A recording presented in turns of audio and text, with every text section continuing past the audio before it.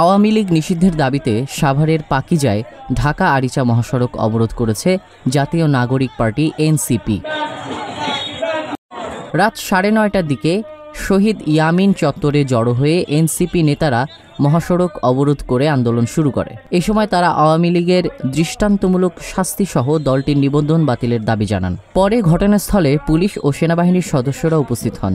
তাদের অনুরোধে জনদুর্ভোগের কথা বিবেচনা করে এনসিপি নেতাকর্মীরা রাত 11:15টার দিকে মহাসড়ক ছেড়ে দেন।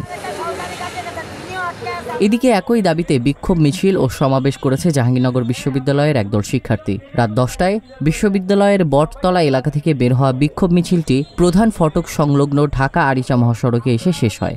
এরপর সেখানে একটি সংক্ষিপ্ত সমাবেশ করেন শিক্ষার্থীরা।